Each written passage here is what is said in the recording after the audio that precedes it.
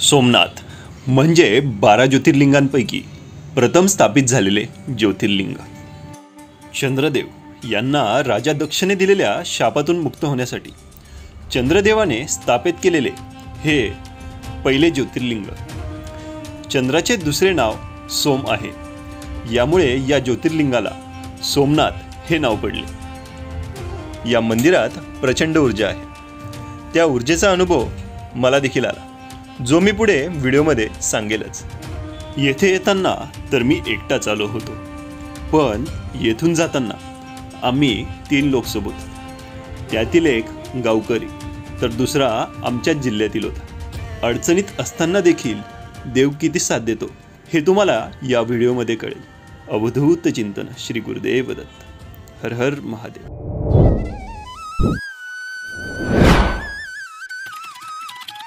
जय श्रीराम मित्रांनो, स्वागत आहे आपले गुजरात प्रवासाच्या दुसऱ्या व्हिडिओमध्ये। दत्त जयंतीच्या दिवशी सूर्यनारायण मावळाला आले होते। गिरनारला दर्शन पूर्ण करून मी संध्याकाळी सोमनाथला निघालो।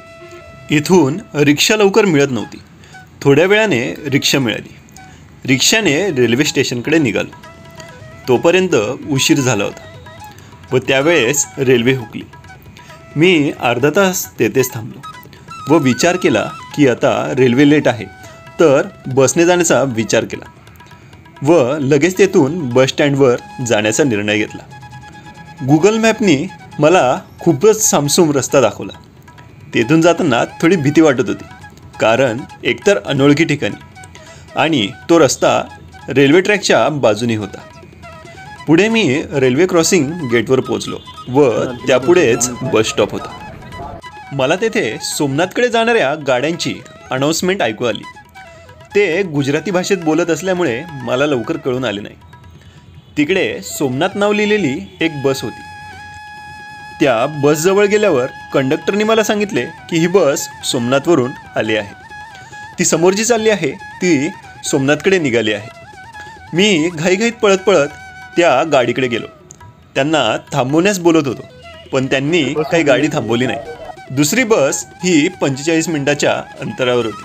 थोड्या वेळाने बस आली व मी त्यामध्ये बसलो। घरच्यांना काळजी लागलेली की हा अनोळखी ठिकाणी एकटा फिरतोय।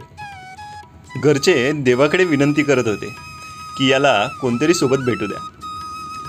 त्यांची काळजी साहजिकच होती। रात्री मी उशिरा सोमनाथला पोहोचलो। फायनली आम्ही पोचलो आहे। फायनली आम्ही म्हणण्यापेक्षा मी पोचलो आहे सोमनाथच्या मंदिराजवळ।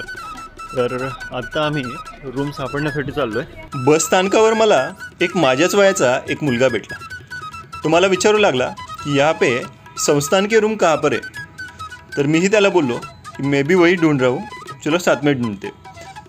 मला त्याच्या बोलण्यावरून असे वाटत होते की हा महाराष्ट्रातलाच आहे।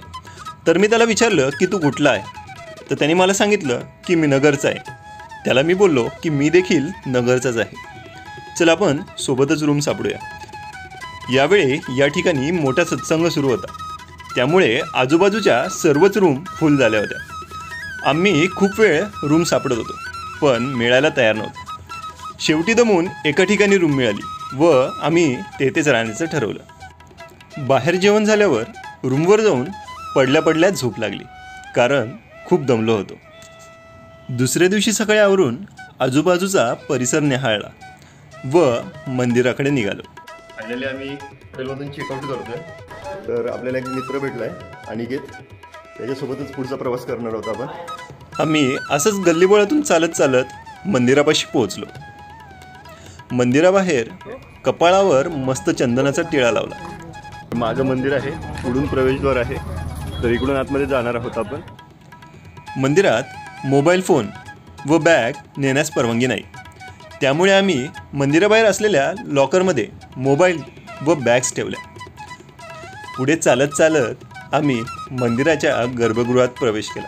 पुढे मुख्य गाभाऱ्यात प्रवेश करताच डोक्यातून शहारे पूर्ण अंगात गेल्यासारखे जाणवत होते व ती ऊर्जा डोक्यातून पूर्ण अंगात वाहत आहे असं जाणवत होतं व थोड्या वेळाने डोळ्यात पाणी येऊ लागले। असा अनुभव मी आत्तापर्यंत फक्त 2च ठिकाणी अनुभवला आहे। पहिलं म्हणजे सोमनाथ आणि दुसरं गाणगापूर।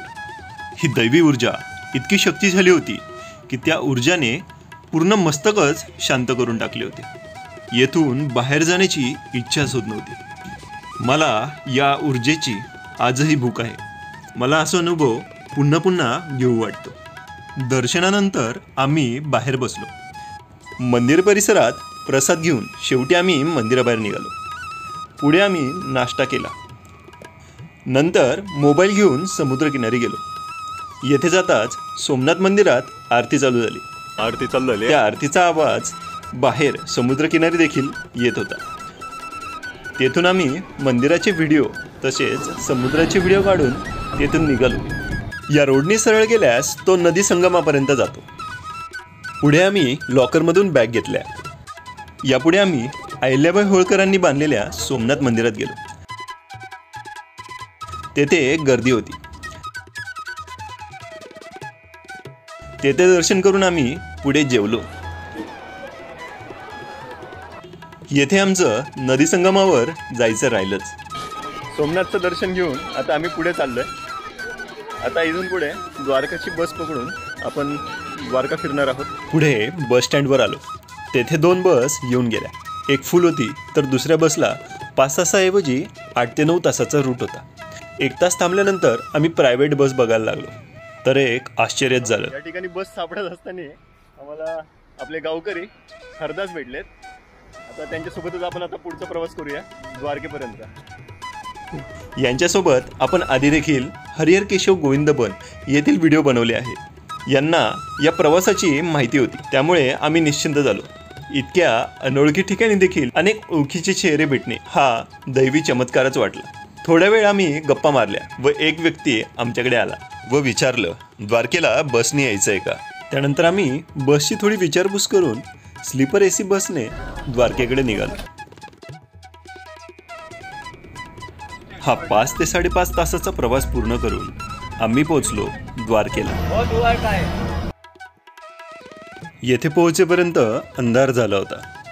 येथे पोहोचल्यावर असे वाटत होते की कधी एकदा द्वारकाधीशांचे दर्शन होईल. तर मित्रांनो, फायनली आम्ही द्वारकेत पोहोचलो आहे आणि आपल्याला रस्ता निलेशजी दाखवत आहेत. समोरच मंदिर आहे. द्वारकेत गेलो आणि द्वारकाधीशांची लीला बघायला मिळाली नाही असं माझ्यासोबत या प्रवासात तरी होईल का? इथून पुढच्या द्वारकेच्या प्रवासात माझा गावाकडचा आणखी एक मित्र मला भेटला. मी जिकडे जातोय तिकडे सोबत मला गावाकडचं कोणी ना कोणी भेटतंय याचं आश्चर्य तर मला नक्कीच वाटत होतं. आणि फक्त गिरनारच्या उद्देशाने आलेलो मी द्वारकापर्यंत कसा पोहोचलो हे मलाच कळालं नाही. यात पण जे मंदिरे मला करायची नव्हते ते पण देवांनी करून घेतले. रेल्वेसुद्धा हुकली. ते आपण पुढच्या व्हिडिओमध्ये बघणार आहोत. कारण द्वारकाधीशांची माहिती थोडक्यात सांगण्यासारखीच नाही. तर मित्रांनो, तुम्ही व्हिडिओ शेवटपर्यंत बघितला आहे म्हणजे तुम्हाला व्हिडिओ नक्की आवडला.